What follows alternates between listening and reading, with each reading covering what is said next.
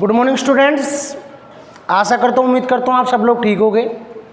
आज हम आपकी पाठ्य पुस्तक के भाग ब के बारे में बात करेंगे। भाग ए में मैंने आपको unit first plus unit second के 2 पार्ट कंप्लीट करा दिए।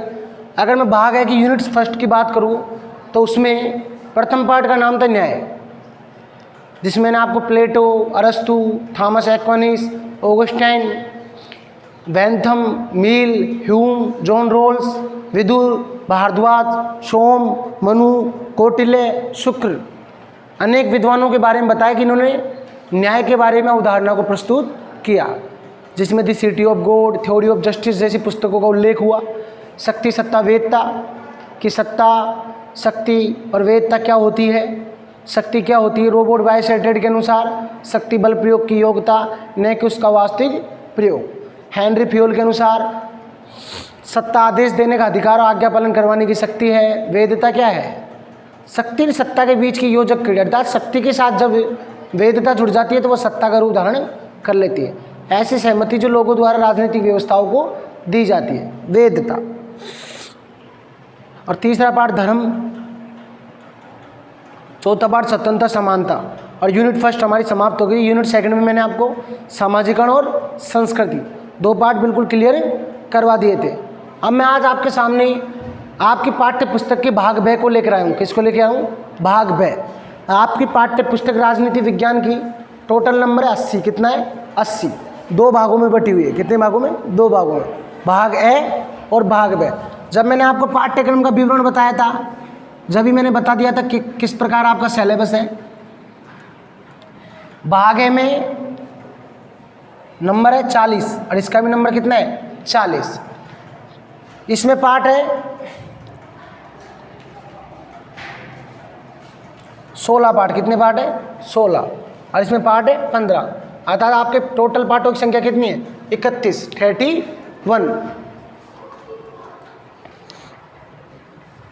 तो स्टूडेंट्स, और आपका भाग वह भी 4 इकाइयों में विभक्त है। कितनी इकाइयों में? 4 इकाइयों में। 4 इकाइयों में विभक्त है। और यूनिट का नाम है भारत में शासन। भाग ए के जो भाग ब का नाम है भारत में शासन, और भाग ए का नाम था राजनीति विज्ञान की अवधारणाएं। तो भारत में शासन इस यूनिट फर्स्ट का नाम है। इसमें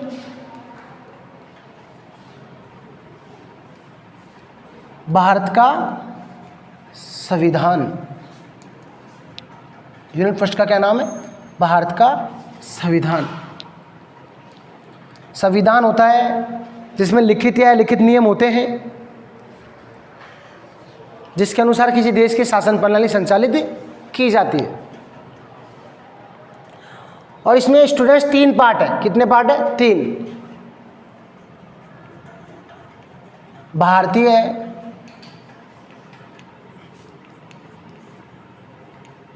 संविधान की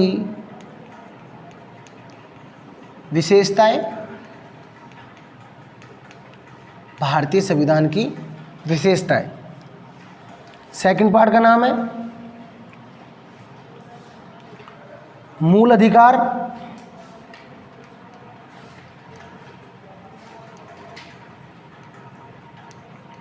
मूल कर्तव्य,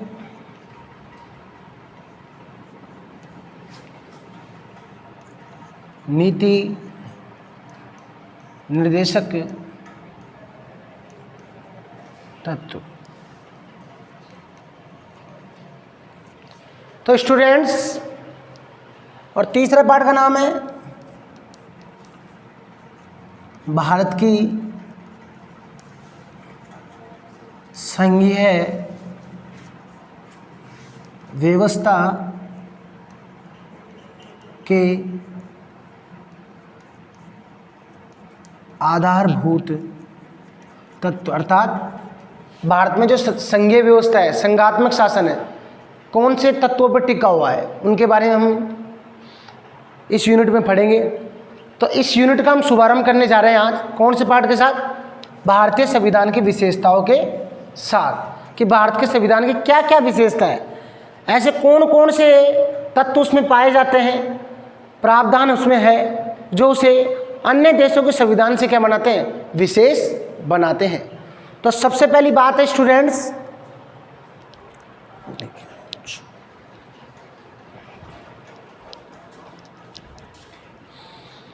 आज का जो हमारा पाठ शुरू करेंगे हम, उसका नाम क्या है, भारतीय संविधान की विशेषताएं।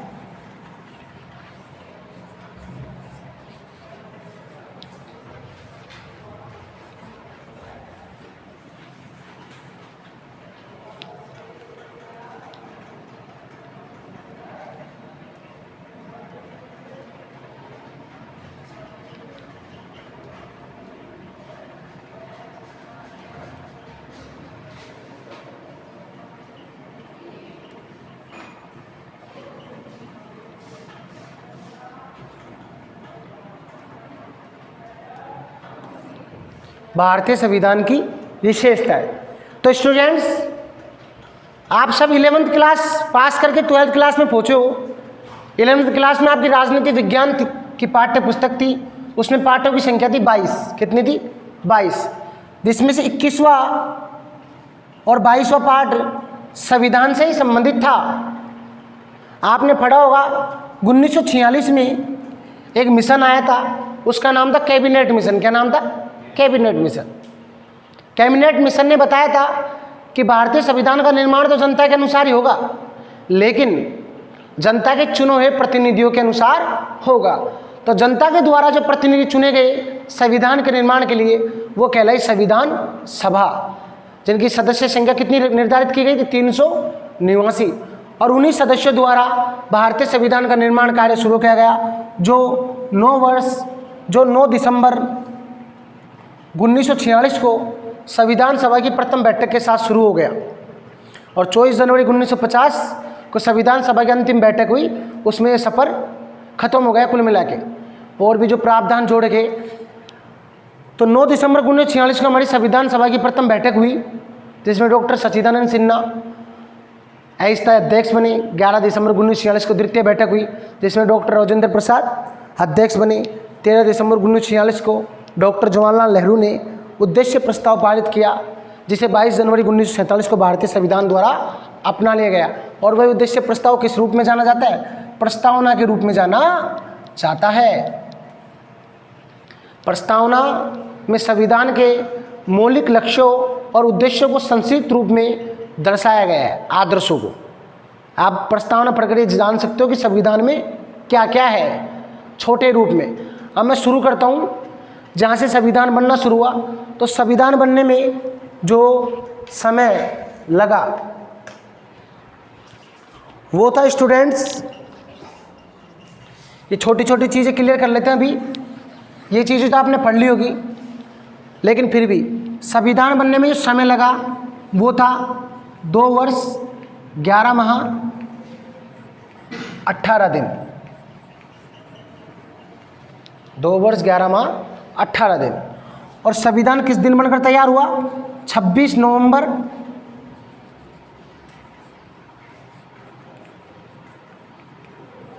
1949 को हमारा संविधान बनकर तैयार हो गया था। इसलिए नोट लगा के लिखते हैं, ये लाइन जान लेते हैं। 26 नवंबर को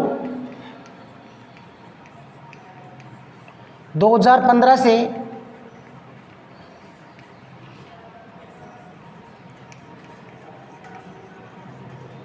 संविधान दिवस के रूप में बनाते हैं। और हमारा संविधान लागू किस दिन किया गया, 26 जनवरी 1950 को। तो स्टूडेंट लिखिए कुछ लाइनें। सबसे पहले आपके चैप्टर का नाम डाल लीजिए, भारतीय संविधान की विशेषताएं। भारतीय संविधान की विशेषताएं।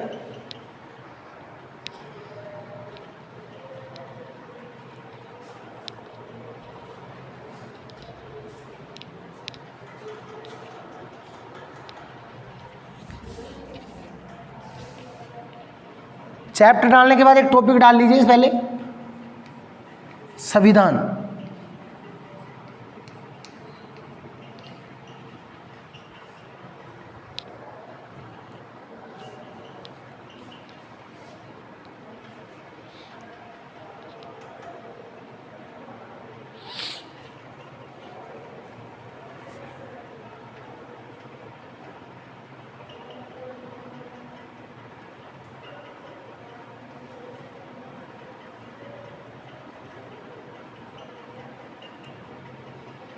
तो लिखिए संविधान, संविधान लिखित व, संविधान लिखित व अलिखित नियमों का, लिखित व अलिखित नियमों का संग्रह होता है, लिखित व अलिखित नियमों का संग्रह होता है,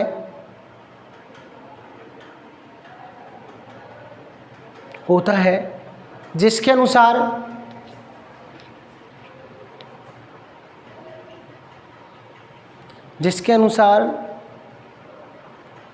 किसी देश की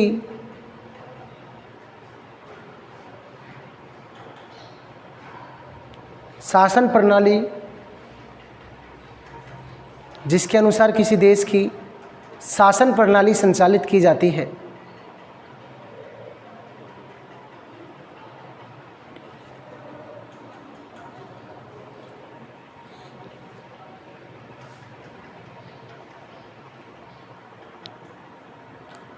जिसके अनुसार किसी देश की शासन प्रणाली संचालित की जाती है। अब लाइन छोड़ दीजिए एक और लिखना शुरू कीजिए।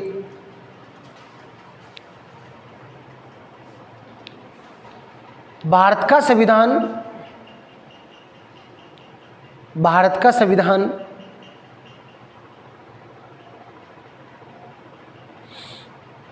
विश्व का सबसे बड़ा लिखित,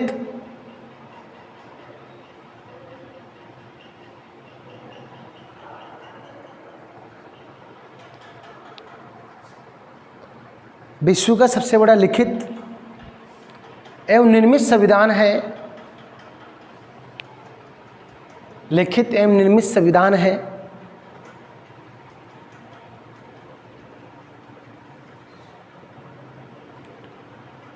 भारतीय संविधान,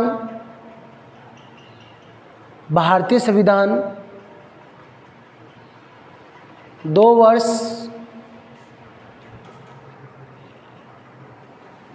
भारतीय संविधान 2 वर्ष 11 माह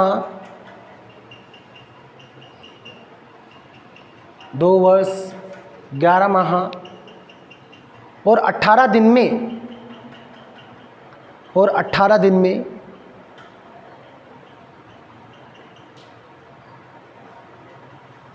और 18 दिन में 26 नवंबर 1949 को, 18 दिन में 26 नवंबर 1949 को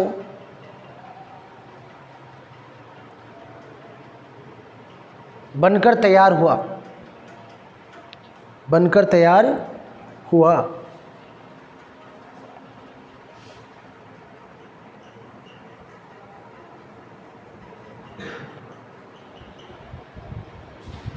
बनकर तैयार हुआ। तो स्टूडेंट 26 नवंबर 1949 को भारतीय संविधान बन गया। इसका मतलब उसका जन्म कब हुआ? 26 नवंबर 1949 को। इसलिए एनडीए की सरकार में, एनडीए का नाम सुना होगा आपने, नेशनल डेमोक्रेटिक अलायंस, राष्ट्रीय जनतांत्रिक गठबंधन, अर्थात वर्तमान में जो एनडीए की सरकार है, भारतीय जनता पार्टी किसका की गठबंधन सरकार कौन सी है? एनडीए तो है। तो 2015 में भी एनडीए थी, क्योंकि 2014 में क्या हुए थे? 16 लोकसभा के चुनाव हुए थे और 2019 में किसके चुनाव हुए थे? 17 लोकसभा के चुनाव हुए थे, जिसमें भी एनडीए ने क्या की? सत्ता प्राप्त की। 2014 में 303 सीट थी, अब की बार 354 सीट हो गई।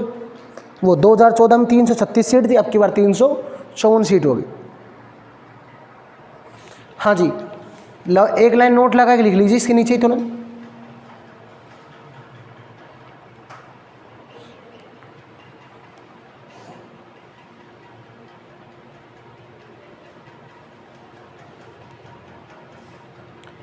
लिखिए 2015 से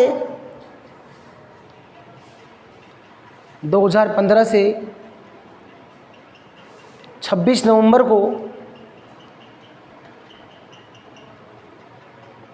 2015 से 26 नवंबर को संविधान दिवस के रूप में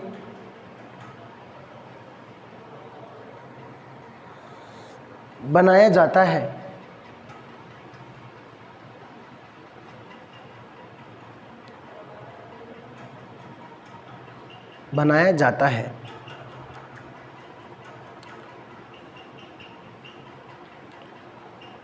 नोट नंबर सेकंड लिखिए,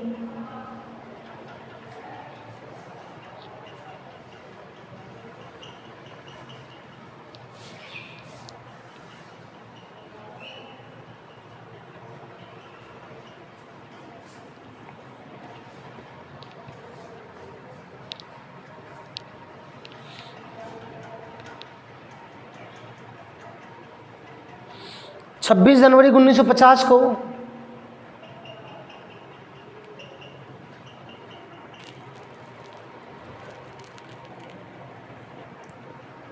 26 जनवरी 1950 को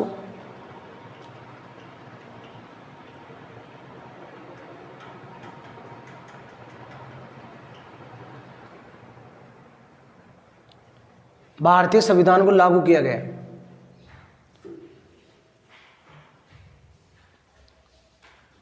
छब्बीस जनवरी 1950 को भारतीय संविधान को लागू किया गया।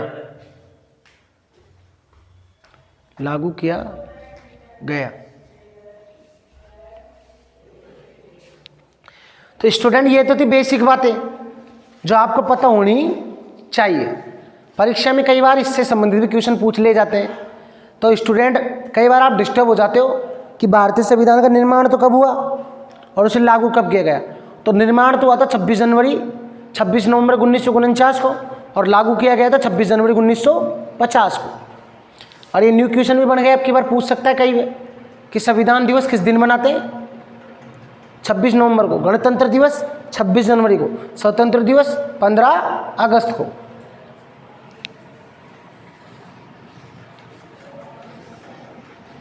अब हम विशेषताओं के बारे में बात करेंगे स्टूडेंट कि भारतीय संविधान की विशेषता क्या क्या है।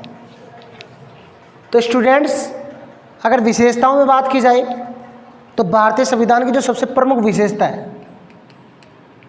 वो है संपूर्ण प्रभुत्व है, संपन्न संविधान।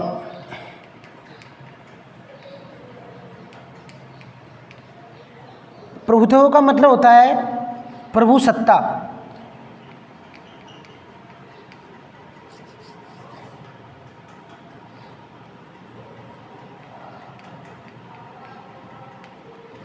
प्रभु सत्ता का मतलब होता है अंतिम शक्ति।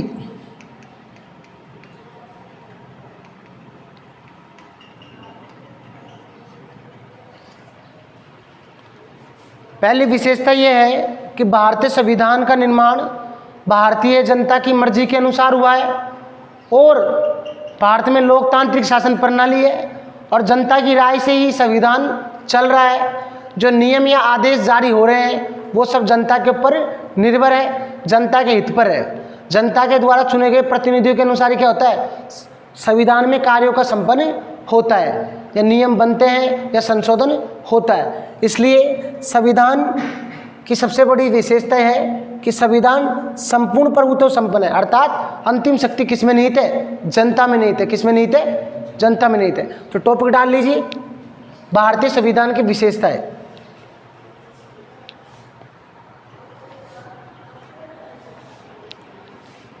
भारतीय संविधान की विशेषताएं।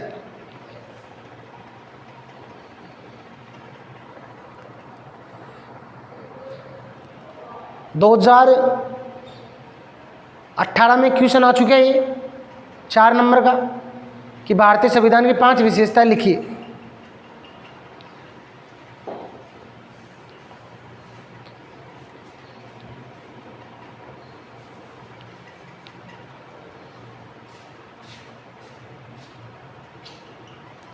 तो लिखिए,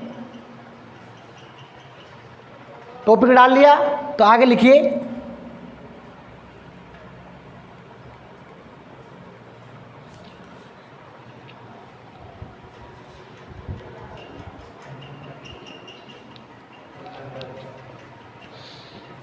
लिखिए, भारतीय संविधान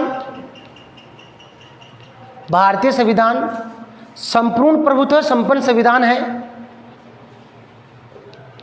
भारतीय संविधान संपूर्ण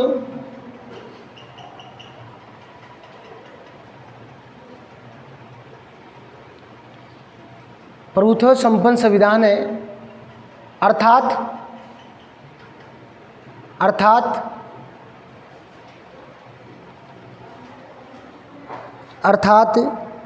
भारतीय संविधान में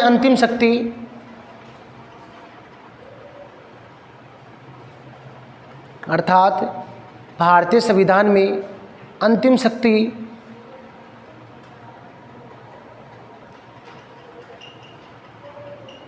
अंतिम शक्ति नागरिकों में निहित है। अंतिम शक्ति नागरिकों में निहित है। नागरिकों में निहित है।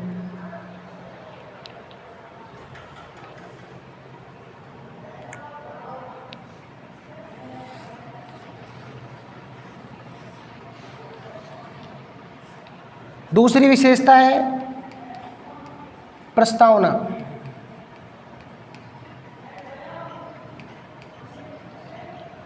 डाल लीजिए प्रस्तावना। प्रिम्बल,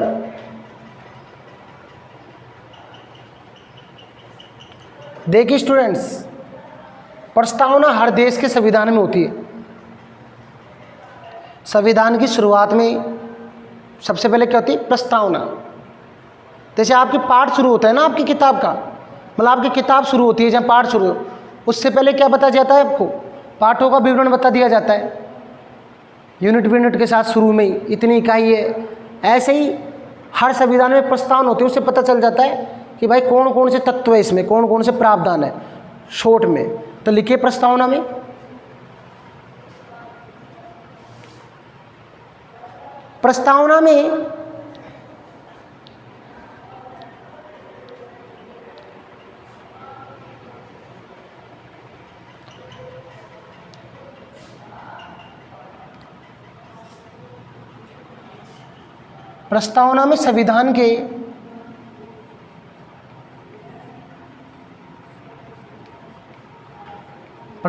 में संविधान के मौलिक लक्ष्यों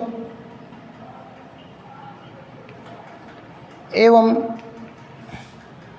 आदर्शों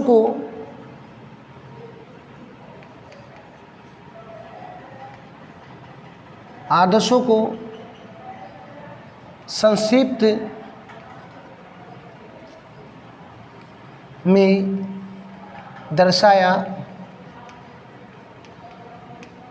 गया है।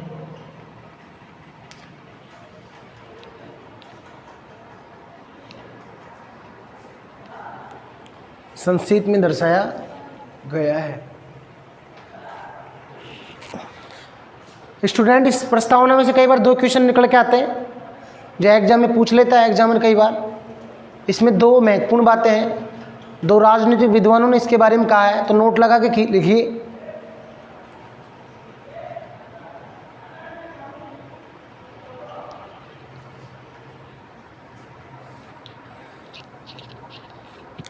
डॉक्टर के एम मुंशी ने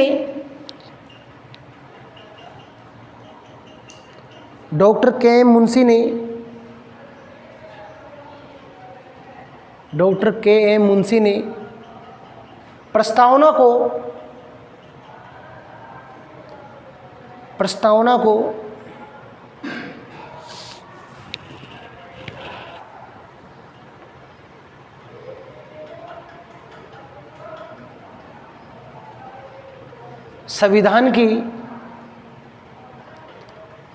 को संविधान की राजनीतिक कुंडली,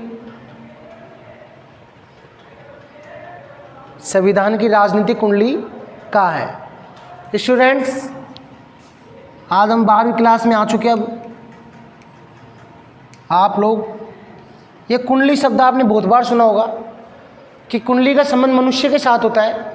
जब बच्चे का जन्म होता है तो ज्योतिष द्वारा कुंडली बनाई जाती है। हिंदू ज्योतिषी ज्ञान के अनुसार उसके ग्रह की दशा देखी जाती है, उसमें पता चल जाता है बच्चा आगे होकर क्या करेगा। इस प्रकार कुंडली से, ऐसे ही प्रस्तावना से पता चल जाता है संविधान का कि संविधान में क्या क्या प्रावधान है। डॉक्टर के एम मुंशी ने प्रस्तावना को संविधान की राजनीतिक कुंडली लिखा। दूसरा नोट लिखिए, इसमें दूसरा नंबर डाल के। प्रस्तावना के महत्व को देखते हुए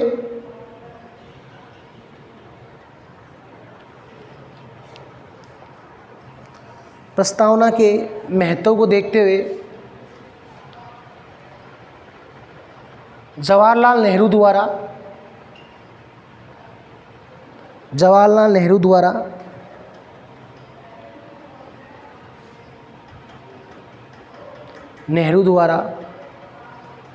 इसे संविधान की आत्मा बताया गया। तो एग्जाम में कई बार स्टूडेंट क्वेश्चन पूछ लेते हैं।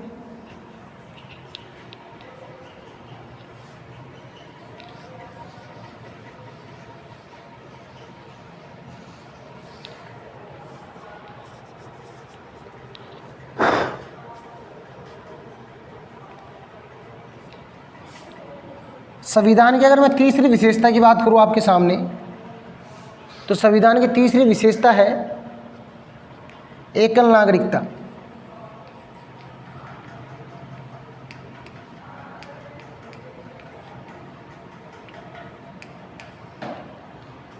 इसे इकहरी नागरिकता के नाम से भी जानते हैं।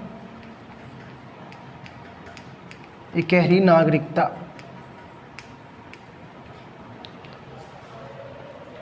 तो स्टूडेंट, इससे संबंधित जो पहला क्वेश्चन है वो यही पूछता है कि ये प्रावधान कहाँ से लिया गया। तो स्टूडेंट्स, ये प्रावधान लिया गया ब्रिटेन से। कहाँ से? ब्रिटेन से। तो लिखिए, एकल नागरिकता का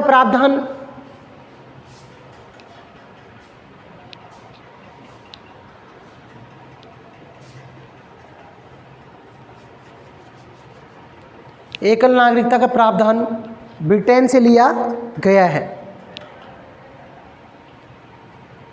ब्रिटेन से लिया गया है। एकल नागरिकता का प्रावधान ब्रिटेन से लिया गया। ब्रिटेन के अन्य नाम भी है, इंग्लैंड, दोनों एक ही है, इसलिए भ्रमित मत होना। कहीं आपको किताब में इंग्लैंड दिख जाए और आप ऐसे सोचो सर ने तो ब्रिटेन लिखवा दिया, ये कौन सा देश आ गया। दोनों एक ही नाम है दोनों देशों के। जैसे भारत और इंडिया, हिंदुस्तान अलग अलग थोड़ी है, एक ही तो है।